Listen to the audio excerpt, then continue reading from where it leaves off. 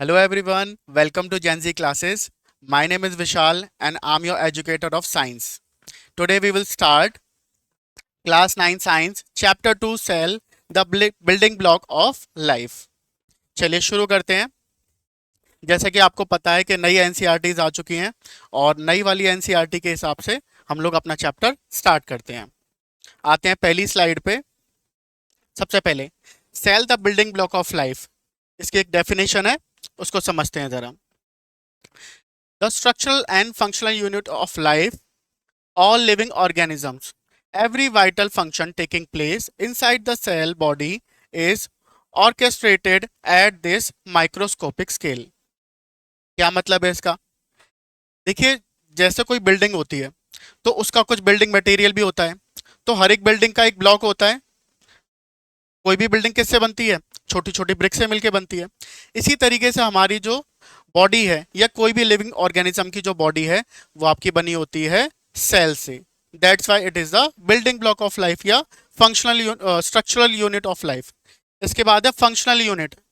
Functional क्यों? क्योंकि body के अंदर जो भी आपके चीज़ें हो रही होती हैं या जो भी फंक्शन हो रहे होते हैं वो सब सेल के वजह से ही हो रहे होते हैं। जैसे कि हम लोग रेस्पिरेशन करते हैं तो क्या रेस्पिरेशन केवल इतना ही होता है कि हमने सांस ली, वो लंग्स के अंदर हवा गई और वो हमने एक्सहेल कर दी? नहीं, वो ऑक्सीजन हर एक सेल तक पहुंचती है और हर एक सेल में पहुंचने के बाद वहां पे वो यूटिलाइज होती है। इसीलिए इसे बोलते हैं फंक्शनल यूनिट ऑफ लाइफ। इसी तरीके से हम जो न्यूट्रिशन लेते हैं, ऐसा नहीं हमें तो लग रहा है हमने पेट में खा लिया और खाने के बाद वो हमारा डाइजेस्ट हो गया, लेकिन वो न्यूट्रिशन कहाँ गया? क्या उसे हमने कंज्यूम किया? कहाँ कंज्यूम किया? उसे हमने एक एक सेल को दिया और हर एक सेल ने उसे कंज्यूम करके उससे एनर्जी प्रोड्यूस करी। ठीक है ना? तो इसीलिए से फंक्शनल यूनिट ऑफ लाइफ भी कहा जाता है, क्योंकि हर एक फंक्शन एक एक सेल के अंदर हो रहा होता है। चलिए आगे बढ़ते हैं। देखिए, the architecture of organisms and history of discovery. देखिए, पहले तो आर्किटेक्चर, सेल का आर्किटेक्चर कैसा है? सबसे पहले आपके पास एक सेल होती है। सेल से आपके बनते हैं टिश्यूज। ठीक है, मल्टीपल सेल्स को मिलाकर बनते हैं टिश्यूज। टिश्यूज से बनते हैं आपके ऑर्गन्स और ऑर्गन से बनते हैं आपके ऑर्गन सिस्टम। ऑर्गन पता है आपको, हमारी बॉडी में बहुत सारे ऑर्गन होते हैं। ठीक है, जैसे मैंने लंग्स की बात करी, किडनी हो गई, लीवर, पैनक्रियाज। ठीक है, बहुत सारे ऑर्गन्स हैं और उन्हीं ऑर्गन्स को मिला के एक एक ऑर्गन सिस्टम बनता है। जैसे हमने अभी रेस्पिरेशन की बात करी थी। रेस्पिरेशन में क्या हो रहा है? रेस्पिरेशन में हम इनहेल और एक्सहेल कर रहे हैं। तो ये प्रोसेस हो कैसा रहा है? आपका ये प्रोसेस है, उसमें बहुत सारे छोटे छोटे ऑर्गन्स काम कर रहे हैं। जैसे आपके नेजल कैविटी के जरिए एयर अंदर जा रही है। ठीक है, फिर जो एयर पाइप है उसके थ्रू होते हुए फिर आगे वो एयर पाइप भी छोटे छोटे ब्रांचेस में डिवाइड हो जाता है। ठीक है, जिन्हें ब्रोंकाइज बोला जाता है। और फिर उन ब्रोंकाइज में भी आगे जाके वो छोटे छोटे से आपके सैक लाइक स्ट्रक्चर्स होते हैं। ठीक है, उन्हें हम बोलते हैं एल्वियोली। ठीक है, तो कितने सारे छोटे छोटे, और इसके अलावा आपके लंग्स वो भी उसको सपोर्ट कर रहे हैं। तो छोटे छोटे कई सारे ऑर्गन्स मिलके एक ऑर्गन सिस्टम बनाते हैं और तब जाके एक प्रोसेस पूरा होता है। ठीक है ना? आई होप ये क्लियर हो गया होगा। यहाँ थोड़े से ये एरोज वगैरह गलत हैं, उस पर ध्यान मत दीजिएगा। ठीक है, अब आते हैं माइलस्टोन्स इन माइक्रोस्कोपी। देखिए क्या क्या चीजें हुई हैं यहाँ पर। सबसे पहले रॉबर्ट हुक। रॉबर्ट हुक इन्होंने क्या बताया? इन्होंने बताया कि इन्होंने एक बहुत पतली स्लाइस कॉर्क की उसको इन्होंने एग्जामिन किया। एग्जामिन करके क्या पता चला कि वो तो बहुत छोटी छोटी यूनिट से मिलके बनी है, लिविंग यूनिट से मिलके बनी है, जिन्हें उन्होंने नाम दे दिया सेल। ठीक है ना? कॉर्क में बेसिकली बता देता हूँ क्या होता है। जब कोई प्लांट होता है ना, प्लांट का जो आपका जो स्टेम होता है उसमें जो आउटर शेल होती है उसको हम कॉर्क बोलते हैं। ठीक, उसी को इन्होंने एग्जामिन किया था। उसके बाद ल्यूवेन हॉक। ठीक है, ल्यूवेन हॉक ने क्या डिस्कवर किया था? इन्होंने डिस्कवर किया था free living cell in pond water. आपको पता है एक फ्री लिविंग सेल भी हो सकती है। कैसे? एक बैक्टीरिया, बैक्टीरिया एक सिंगल सेल का ही तो बना होता है। ठीक है, तो उन्होंने उसको देखा था और उसी से उन्हें पता चला कि एक अकेली सेल भी सरवाइव कर सकती है। Then Robert Brown identifies a nucleus. Cell के अंदर न्यूक्लियस होता है ना, तो उसे उन्होंने पता लगाया था रॉबर्ट ब्राउन ने। आपको ये याद रखने हैं ये नाम, क्योंकि एग्जाम में एमसीक्यूज में इसी तरह के क्वेश्चंस पूछ लिए जाते हैं, ठीक है ना। तो आपको इसे मिस नहीं करना है। देन परकिंजे, इन्होंने क्या किया था, coins the term protoplasm. Cell के अंदर जो फ्लूइड होता है उसे हम प्रोटोप्लाज्म बोलते हैं, ठीक है ना। तो उन्होंने उसी का पता लगाया था, इसलिए इनका नाम भी इंपॉर्टेंट हो जाता है। चलिए आगे बढ़ते हैं। आगे आपको बताया गया है the 3 pillars of cell theory. जो सेल है, सेल के बारे में क्या कहते हैं, हमें पता कैसे चला, ठीक है, पता लग गया, ठीक है। इन्होंने कुछ साइंटिस्ट हैं, उन्होंने रिसर्च करी और उन्होंने कुछ थ्योरीज दी उसके बेसिस पर। तो उन्हीं थ्योरीज को समझते हैं कि उससे हम डिफाइन कर सकते हैं कि सेल असल में होती क्या है, ठीक है ना। सबसे पहले, all living organisms are made up of 1 और मोर सेल्स। जो भी लिविंग ऑर्गेनिज्म होगा वो या तो एक या उससे ज्यादा सेल से बना होगा, ठीक है। The cell is the basic unit of structure and function. किसी भी लिविंग ऑर्गेनिज्म का स्ट्रक्चर और उसके जो सारे फंक्शंस होंगे वो ऑपरेट होंगे किससे, सेल से ऑपरेट होंगे। देन फाइनली, अच्छा ये बातें किसने बताई थी, ये आपको बताई थी दो साइंटिस्ट थे, स्लेडन एंड शॉन। स्लेडन और शॉन, ये आपको नाम याद रखने हैं, ठीक है। इसके बाद इस सेल थ्योरी में ये इन्होंने इतनी थ्योरी बताई थी, इसके बाद इन्होंने एक और साइंटिस्ट आए, उन्होंने अपनी भी एक बात जोड़ दी। क्या बात जोड़ी उन्होंने, all cells arise from pre existing cells. किसने बताया था, रुडोल्फ वर्शॉ। इन्होंने बताया कि सेल असल में आती कहाँ से है, क्योंकि सेल तो जन्म लेती और मर जाती है, तो बाकी नई सेल सेल कहाँ से आएंगी, तो वो आती है प्री एग्जिस्टिंग सेल से ही। सेल से ही सेल का जन्म होता है, ठीक है ना। तो ये भी आपको याद रखना है। देन जो सेल्स होती हैं आपकी, उन्हें हम ऑब्जर्व कैसे करते हैं, कैसे पता चलता है कि ये सेल है और इसके अंदर इतनी सारी चीजें हैं, तो उसके लिए लगता है भाई आपका माइक्रोस्कोप। माइक्रोस्कोप के बारे में आगे पढ़ेंगे, ठीक है। उससे पहले समझते हैं द रिजोल्यूशन कॉन्ट्रास्ट कॉन्स्ट्रेंट। देखिए, आपकी जो आई है वो बहुत छोटी चीजों को नहीं देख सकती है ना, क्यों, क्योंकि आपकी आई का भी एक रिजोल्यूशन है। जैसे इसमें बताया गया है, the human I has a limit of resolution of about 0.1 millimetre. Most cells are smaller than this limit and remain invisible without the magnifying convex lenses of microscopes. देखिए, जो ये माइक्रोस्कोपिक वर्ड है सेल्स का, वो आपकी आंखों से invisible रहता है। जैसे हमारे आसपास कई सारे बैक्टीरिया हैं, है ना, वो हमें नहीं दिखाई दे रहे। क्यों नहीं दिखाई दे रहे, क्योंकि वो बहुत छोटे होते हैं और एक सिंगल सेल को हमारे लिए देखना पॉसिबल नहीं है। क्यों, क्योंकि हमारी जो ह्यूमन आई है उसकी लिमिट है 0.1 mm। उससे अगर कोई छोटी चीज होगी तो हमें दिखाई नहीं देगी। जैसे इसमें बताया गया है, अगर मैं दो डॉट्स बना दूं, ठीक है, और इन दोनों डॉट्स के बीच का डिस्टेंस अगर 0.1 mm से कम होता है, इन दोनों डॉट्स का डिफरेंस अगर 0.1 mm से कम होता है, तो आपको इनके बीच का गैप दिखाई नहीं देगा, आपको वो सिंगल डॉट जैसा नजर आएगा, ठीक है ना। तो आपको इसीलिए आपकी जो क्या कहते हैं ह्यूमन आई की जो लिमिट है रिजोल्यूशन की वो 0.1 mm है। ये आपको ध्यान रखना है, ठीक है ना। एमसीक्यूज और आपके जो अदर्शन रीजन क्वेश्चंस होते हैं वो इसी तरह की इंफॉर्मेशन से आते हैं, तो आपको याद रखना है उसको, ठीक है। कौन सा इसमें लेंस यूज होता है, इसमें लेंस यूज होता है आपका कॉन्वेक्स लेंस, ठीक है। ये भी आप याद रखेंगे। नेक्स्ट आगे बढ़ते हैं। Categorising the microscopic word. देखिए, जो माइक्रोस्कोपिक वर्ड है उसे आप कैटेगराइज करके अच्छे से स्टडी कर सकते हैं, इसलिए टर्म्स बनाए गए हैं। सबसे पहले हम पढ़ेंगे यूनिसेल्युलर एंड मल्टीसेल्युलर। यूनिसेल्युलर क्या होता है, देखिए यूनिसेल्युलर का मतलब है single cell performs all functions. मतलब एक ही सेल, एक अकेली सेल सारे फंक्शंस परफॉर्म कर रही होगी, ठीक है ना।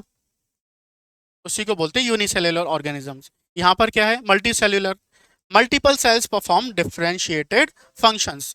अलग अलग सेल्स अलग अलग फंक्शन परफॉर्म कर रही होंगी, ठीक है। यहाँ पर फिर बताया गया है, आपके अगर एग्जाम्पल देखें यूनिसेल्युलर के एग्जाम्पल्स क्या हो जाएंगे आपके, जैसे आपके हो गया बैक्टीरिया, ठीक है। बैक्टीरिया जो है आपका यूनिसेल्युलर में आता है, एक ही सेल से मिलकर बना है। इसके अलावा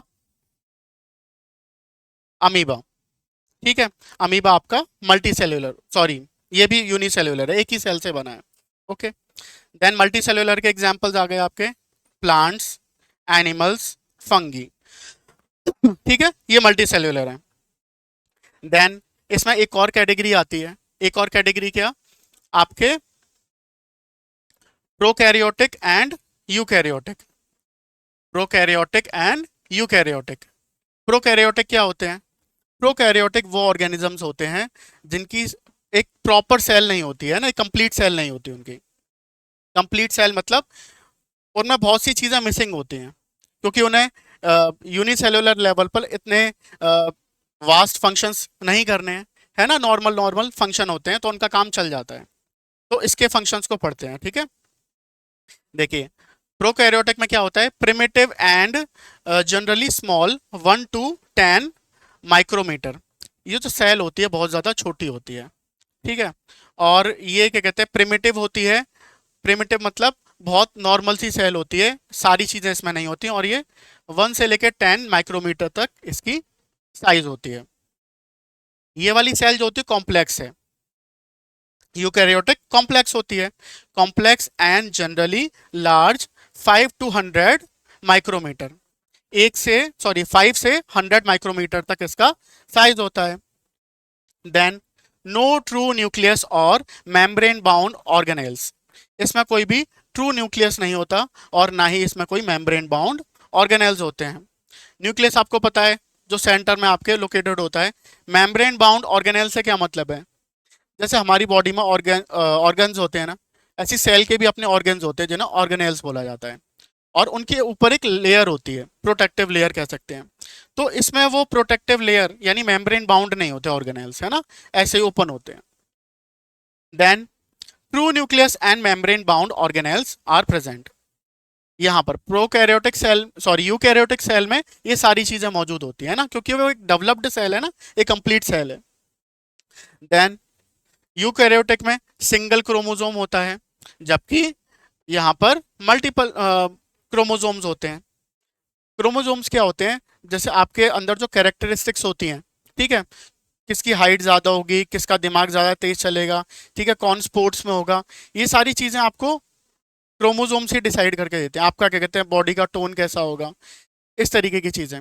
तो इसी की चीज़ के लिए क्या कहते हैं, आप ये कहाँ से मिलती हैं आपको क्वालिटीज़, आपके पेरेंट्स हैं, तो ऑब्वियसली आप क्रोमोसोम्स भी वहीं से इनहेरिट कर रहे होते हैं, ठीक है। तो यहाँ पर ये जो क्या कहते हैं माइक्रोस्कोपिक, सॉरी प्रोकैरियोटिक सेल्स जो होती हैं, उन्हें इतनी ज़्यादा क्रोमोसोम्स की नीड होती नहीं है, ठीक है, क्योंकि उनका बहुत सिंपल सा फंक्शन होता है। लेकिन यहाँ पर यूकैरियोटिक सेल्स में यहाँ पर सारे फंक्शंस की ज़रूरत होती है, क्योंकि जनरली ये लोग मल्टी सेल्यूलर होते हैं और यहाँ पर सारे फीचर्स की ज़रूरत होती है, इसलिए यहाँ पर मल्टीपल क्रोमोसोम्स होते हैं। क्या किसी को पता है कि ह्यूमन बींग्स के अंदर कितने क्रोमोसोम्स होते हैं टोटल? अगर आपको पता है तो मुझे कमेंट में लिखकर बताइएगा, ठीक है।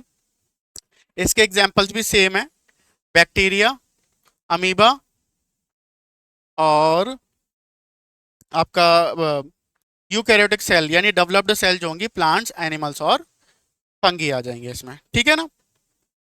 चलिए अब आगे बढ़ते हैं। आगे आपको बताया गया है the 3 universal pillars of cellular anatomy. देखिए जो सेल होती है, कोई भी सेल अगर आप ऑब्जर्व करोगे तो मेनली 3 चीजें आपको हर एक सेल में देखने को मिल जाएंगी। जैसे सबसे पहली है, if we study almost every cell under a microscope, 3 features make all internal activities and external interactions possible. सबसे पहला है आपका plasma membrane, the selective boundary, ये जो बाहर बाउंड्री दिख रही है आपको, यही क्या है, यही प्लाज्मा मेम्ब्रेन है। Then we have nucleus, nucleus जो आपके सेंटर में है, ये वाला हिस्सा, इसी को हम न्यूक्लियस बोलते हैं, ठीक है ना।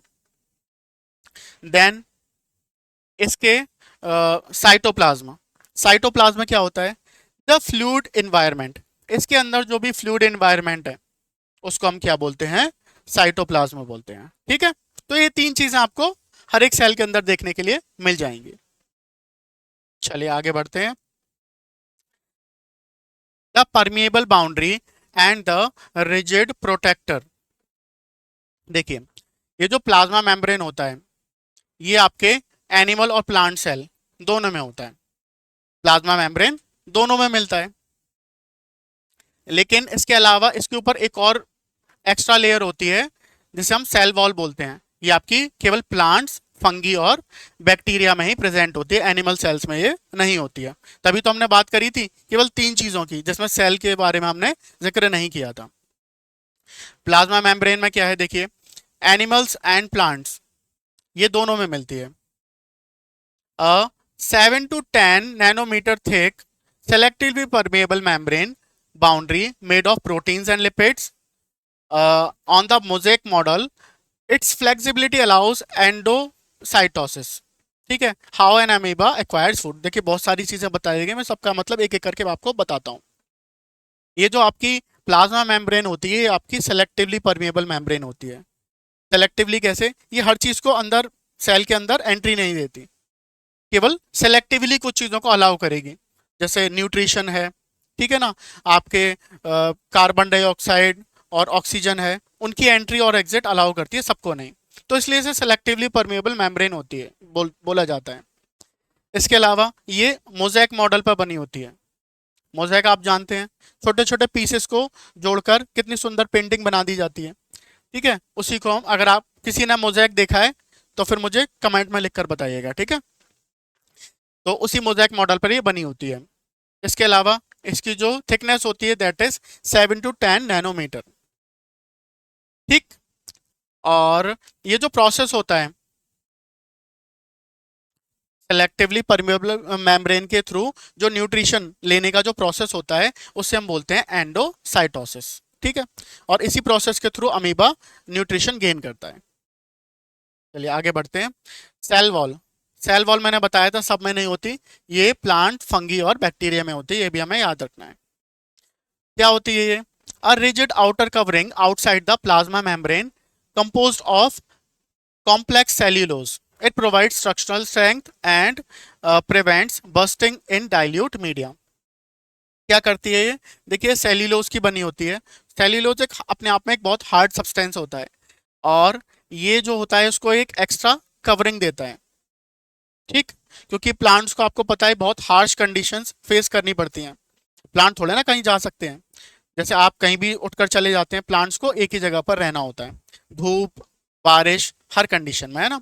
तो किसी भी प्रकार के डाइल्यूट मीडिया, डाइल्यूट मीडिया मतलब जैसे पानी हो गया, ठीक है, तो उस केस में उसकी सेल्स वाटर को गेन करके बस्ट ना हो जाएं, इसीलिए इसमें एक्स्ट्रा लेयर होती है। ठीक है ना, आगे बता रखा है pause and ponder, why the difference. ये जो एनिमल और प्लांट्स में डिफरेंस है ये क्यों रखा गया है?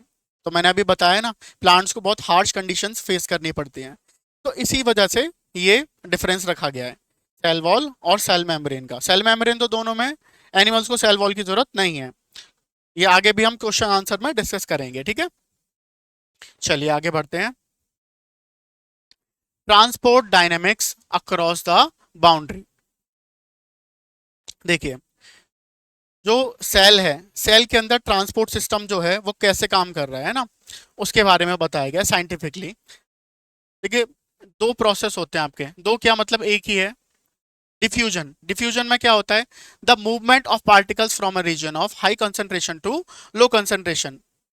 जब भी पार्टिकल्स का मूवमेंट हाई कंसंट्रेशन से लो कंसंट्रेशन की तरफ होता है तो क्या कहते हैं उसको? प्रोसेस को हम बोलते हैं डिफ्यूजन। जैसे आप देख सकते हैं पिक्चर में, यहाँ पे पार्टिकल्स का हाई कंसंट्रेशन है और यहाँ पे लो कंसंट्रेशन है, ठीक है, तो ये मूवमेंट देखने को मिलता है।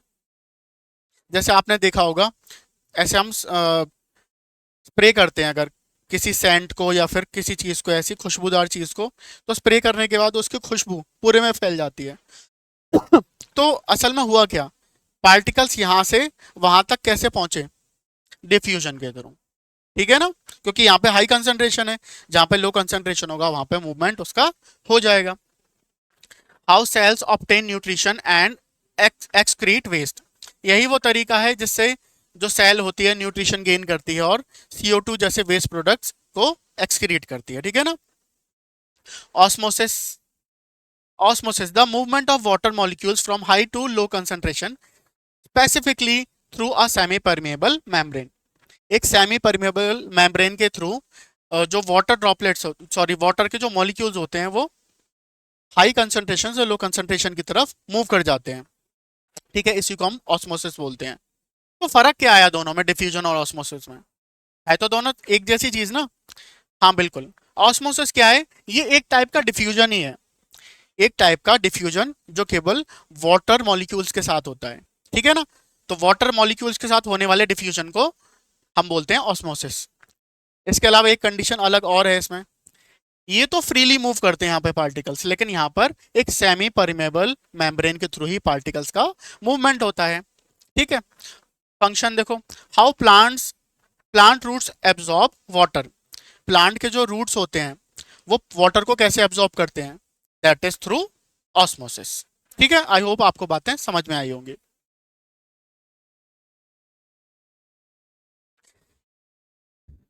Solution dynamics, isotonic, hypotonic and hypertonic solution. देखिए, अभी पीछे बात करी थी हमने डाइल्यूट मीडिया की, तो देखिए तीन तरह के सॉल्यूशन हमें वहां पे देखने को मिलते हैं। सबसे पहला है आइसोटोनिक सॉल्यूशन। आइसोटोनिक सॉल्यूशन अपने आप में क्या होता है? देखिए, जब भी आप सॉल्यूशन तैयार करते हैं, आगे हम समझेंगे आगे के चैप्टर्स में कि एक सॉल्यूशन होता क्या है प्रॉपरली। जैसे मैंने वाटर लिया, वाटर के अंदर मैंने सॉल्ट को या शुगर को मिक्स कर दिया। ठीक है, तो उससे एक सॉल्यूशन तैयार होगा। सॉल्यूशन में क्या होता है, अपने आप में जो सॉल्यूट पार्टिकल्स होते हैं वो इनविजिबल हो जाते हैं। जैसे कि वाटर में शुगर या फिर सॉल्ट इनविजिबल हो जाते हैं। ठीक है ना, बिल्कुल गायब हो जाते हैं क्योंकि वो पार्टिकल्स के बीच में चले जाते हैं। ठीक है, तो यहाँ पर हम उसी की बात करेंगे जहाँ पर सॉल्यूट पार्टिकल्स का कंसंट्रेशन अलग अलग होगा, तो वहां पर सॉल्यूशंस के नाम भी अलग अलग होंगे। जैसे सबसे पहला है आइसोटोनिक सॉल्यूशन। यहाँ पर क्या है, outside equals to out inside, मतलब जहां पर सॉल्यूट पार्टिकल्स सेल के बाहर और सेल के अंदर बराबर बराबर हो, यानी कि कंसंट्रेशन दोनों तरफ बराबर हो, तो वहां पे क्या होगा? वहां पे क्या वाटर मॉलिक्यूल्स का मूवमेंट होगा? बिल्कुल नहीं। जब दोनों तरफ, सेल के बाहर मैंने बोला कि उसका कंसंट्रेशन नॉर्मल है, ठीक है ना, और सेल के अंदर भी वैसा ही है, तो फिर क्या होगा? कोई भी वाटर का मूवमेंट नहीं होगा और cell will remain the same size. Then अगर मैं आपसे बोलता हूं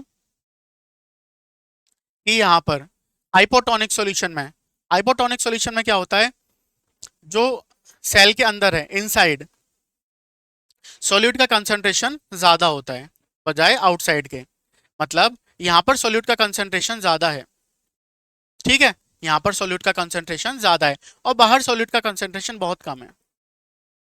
देखिए, जहां पे सॉल्यूट कंसंट्रेशन ज्यादा होगा वहां पर वाटर का कंसंट्रेशन ऑटोमेटिकली कम हो जाएगा। मैंने बताया था शुगर और वाटर, मैं जितनी ज्यादा उसमें शुगर ऐड करता जाऊंगा, ठीक है, तो वहां पर रेशियो वाइज आप देखो शुगर तो बढ़ती जा रही है लेकिन वाटर तो कम होता जाना है रेशियो वाइज, तो वाटर का कंसंट्रेशन कम हो जाएगा। ठीक है, तो यहाँ पर सोल्यूट इस इधर क्या हो रहा है, सोल्यूट का कंसंट्रेशन ज्यादा है तो वाटर का कंसंट्रेशन कम होगा ऑब्वियसली, और वाटर तो ऐसे मूव करता है जहां पर कम होता है। ठीक है ना, जहां पर कमी होगी वाटर की उधर ही तो मूव करेगा, हाई से लो की तरफ। तो यहाँ पे सोल्यूट कंसंट्रेशन ज्यादा है यानी वाटर का कंसंट्रेशन कम होगा, तो water outside to inside move करेगा and cell will gain water. Okay, and it swells. ठीक, सेल स्वेल हो जाएगी। Then next we have hypertonic solution. Hypertonic solution में क्या होता है, यहाँ पर सॉल्यूट कंसंट्रेशन आउटसाइड ज्यादा होता है और इनसाइड कम होता है। सॉल्यूट का कंसंट्रेशन बाहर तो बहुत है, ठीक है, बहुत सारा सॉल्यूट है यहाँ पे, लेकिन बाहर अंदर बहुत थोड़ा है। यहाँ पर सॉल्यूट का कंसंट्रेशन ज्यादा है तो इसका मतलब वाटर का कंसंट्रेशन कम होगा, तो वाटर का मूवमेंट इस तरीके से होगा। ठीक है, और सेल वाटर लूज करेगी, सेल वाटर लूज करेगी तो इट विल श्रिंक। ठीक, सेल श्रिंक हो जाएगी। इस प्रोसेस को हम क्या बोलते हैं? इस प्रोसेस को बोला जाता है प्लाज्मोलाइसिस। एक प्रॉपर नेम है इसका, है ना, याद रखेंगे इस चीज को भी क्योंकि एमसीक्यू में पूछा जा सकता है। ठीक, इसी पे बेस्ड हमने एक एक्सपेरिमेंट किया है।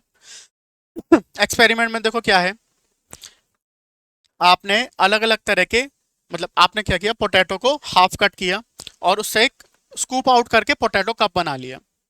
हमने यहाँ पे तीन अलग अलग कंडीशन रखी हैं। पहले वाले कप में हमने क्या किया है, शुगर या फिर सॉल्ट ऐड कर दिया है। दूसरे वाले को हमने खाली छोड़ा है, उसमें कुछ भी ऐड नहीं करा है। और तीसरा वाला क्या है, ये बॉइल्ड है। ठीक है, ये बॉइल्ड है और बॉईल करने के बाद हमने इसमें शुगर या फिर सॉल्ट ऐड कर दिया है।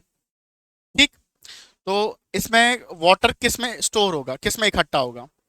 देखिए फर्स्ट वाली कंडीशन में जो शुगर या सॉल्ट हमने डाला है वो किसकी तरह काम करेगा, वो शुगर या सॉल्ट आपका हाइपरटोनिक सॉल्यूशन की तरह काम करेगा। ठीक है, हाइपरटोनिक सॉल्यूशन में क्या होगा, cell will lose water and water will be collected in this part. Okay, इसके अंदर पानी इकट्ठा हो जाएगा। दूसरा वाला क्या है, रॉ पोटैटो है, उसके अंदर हमने कुछ भी नहीं रखा है। कुछ भी नहीं है तो फिर उसमें कोई भी वाटर इकट्ठा नहीं होगा। डायग्राम में थोड़ा गलत है, यहाँ पे पानी दिख रहा है, लेकिन आपको इसे ध्यान रखना है, इसमें कोई भी पानी इकट्ठा नहीं होने वाला। Then we have a boiled potato, इसके अंदर भी हमने सॉल्ट या फिर शुगर डाला था। ठीक है, अब वैसे तो होना ये चाहिए कि हाइपरटोनिक सॉल्यूशन, सॉरी हाँ हाइपरटोनिक सॉल्यूशन की तरह काम करेगा और यहाँ पे वाटर इकट्ठा होना चाहिए था, लेकिन नहीं होगा। क्यों? क्योंकि हमें पता है कि जब हम इसे बॉईल करेंगे तो इसकी मेम्ब्रेन जो है वो बर्स्ट हो जाएगी, खराब हो जाएगी। ठीक है ना, और जब मेम्ब्रेन ही नहीं होगा तो फिर ऑस्मोसिस का प्रोसेस कैसे होगा। ठीक है ना, तो इसलिए इसमें भी वाटर कलेक्ट नहीं होगा। ठीक है, तो ठीक है, ये छोटा सा एक्सपेरिमेंट था, इससे रिलेटेड एक क्वेश्चन भी है, उसे हम आगे समझेंगे। देन नेक्स्ट वी हैव, देखिए अप्लाइड ऑस्मोसिस। ऑस्मोसिस का हम डेली लाइफ में एक्चुअल में कैसे यूज कर रहे हैं वो हम यहाँ पे समझेंगे। देखिए एक दीपा है, एक फार्मर है, और उसने क्या किया है, देखिए Deepa face with excess amla या gooseberry and lemon, Deepa employed a scientifically sound method to extend shelf life and prevent post harvest loss.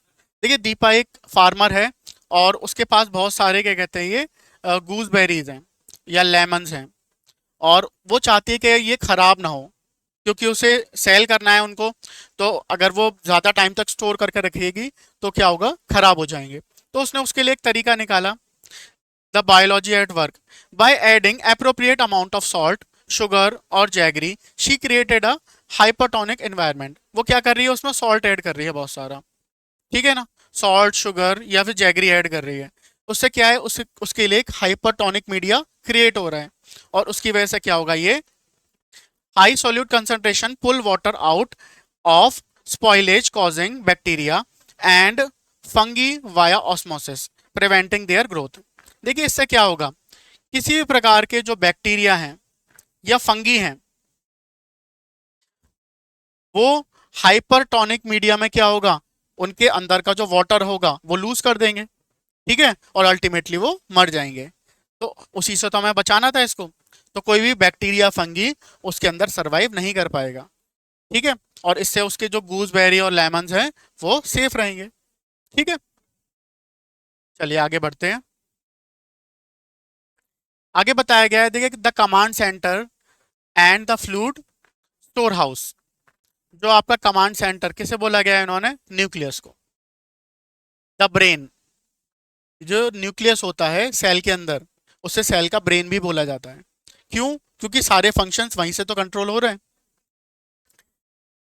Controls all cellular activities, protected by a double layered nuclear membrane. Cell की सारी activities यही control कर रहा है, और इसके ऊपर एक डबल लेयर मेम्ब्रेन होती है। ठीक, आगे inheritance contains rod shaped chromosomes visible during division, composed of DNA, functional segment of DNA are called genes. देखिए बहुत सारी चीजें बताई। सबसे पहले बताया इसके अंदर क्रोमोसोम्स होते हैं, जो न्यूक्लियस होता है उसके अंदर क्रोमोसोम्स होते हैं। कैसे होते हैं, रॉड शेप में होते हैं, और जब सेल डिवाइड होती है तो न्यूक्लियस भी डिवाइड होता है ऑब्वियसली, और उसी टाइम पे ये विजिबल हो जाते हैं। आगे बताया है, ये जो है फंक्शनल सेगमेंट है, सॉरी, जो आपका क्रोमोसोम्स होते हैं उस पर डीएनए मौजूद होता है, और डीएनए का जो फंक्शनल सेगमेंट है उसे हम जीन बोलते हैं। ऐसे आपने इमेज देखी होगी ना डीएनए की, ऐसे करके, ठीक है, डीएनए का डायग्राम। इसी पे जीन्स प्रेजेंट होते हैं, ठीक है ना, इसी के ऊपर जीन्स प्रेजेंट होते हैं, और ये जीन्स ही उस इंफॉर्मेशन को कैरी करते हैं, ठीक है। That's why it is called functional segment of DNA. आगे देखिए, एक और जरूरी बात note, the bacteria and undefined nuclear region lacking a membrane is called nucleoid. जो बैक्टीरिया होते हैं वो आपके प्रोकैरियोटिक सेल्स हैं, और वहां पर न्यूक्लियस नहीं होता। न्यूक्लियस नहीं होता तो उसके बदले में क्या होता है, वहां पर होता है न्यूक्लियोइड। न्यूक्लियोइड मतलब एक अनडिफाइंड न्यूक्लियर रीजन होता है, मतलब जहां पर न्यूक्लियस होना चाहिए वहां पर न्यूक्लियस नहीं होता, बस एक, ना ही वहां पे कोई बाउंड्री है, बस वहां पे न्यूक्लिक एसिड प्रेजेंट होता है। वो न्यूक्लिक एसिड ही क्या कर रहा है, बस उसकी एक हल्की फुल्की बाउंड्री को डिफाइन कर रहा है, मतलब प्रॉपरली उसको डिफाइन नहीं कर रहा है, ठीक है। तो इसी को हम बोलते हैं न्यूक्लियोइड, ठीक। आगे है the cytoplasm, the fluid. Cell के अंदर जो फ्लूइड कंटेंट है उसी को हम साइटोप्लाज्म बोलते हैं। The fluid content inside the plasma membrane containing specialised organs. Cell के अंदर जो फ्लूइड है और उसके अंदर जो ऑर्गेनेल्स हैं, ठीक है, सब मिला के हम क्या बोलते हैं, cytoplasm. Facilitates material exchange and acts as a storehouse for vital chemicals, amino acids, glucose, vitamins and iron। देखिए सेल के अंदर ये जो फ्लूइड होता है वो काम क्या करता है, वो काम कर रहा है एक्सचेंज ऑफ मटेरियल्स का। सेल के अंदर जो वेरियस ऑर्गेनेल्स हैं वो आपस में मटेरियल कैसे एक्सचेंज करेंगे, ठीक है ना, इसी के थ्रू होता है। इसके अलावा ये सारी चीजें भी स्टोर करने में हेल्प करता है, ठीक है। आई होप क्लियर होगा हुआ होगा। चलिए आगे बढ़ते हैं। चलिए, तो आज के लिए क्या कहते हैं, हमने सेल के प्रोफाइल को समझा कि सेल का जो बेसिक स्ट्रक्चर होता है, ठीक है, उसमें तीन चीजें होती हैं, है ना, और वो तीन चीजें कौन कौन सी होती हैं आप मुझे कमेंट में लिखकर बताएंगे, ठीक है। इसके अलावा हमने सेल वॉल को भी समझा। सेल वॉल जो होती है प्लांट, फंगी, बैक्टीरिया में एक एक्स्ट्रा लेयर होती है, प्रोटेक्टिव लेयर होती है, ठीक है ना, उसको भी हमने अच्छे से समझा। अब मिलेंगे नेक्स्ट पार्ट में, ठीक है, वहां पर हम सेल के बाकी ऑर्गेनेल्स के बारे में भी डिस्कस करेंगे डिटेल में, ठीक। और इसके अलावा सेल डिवीजन को भी हम डिटेल में डिस्कस करेंगे, ठीक है ना। तो चलिए आज के लिए इतना ही, मिलते हैं अगले वीडियो में।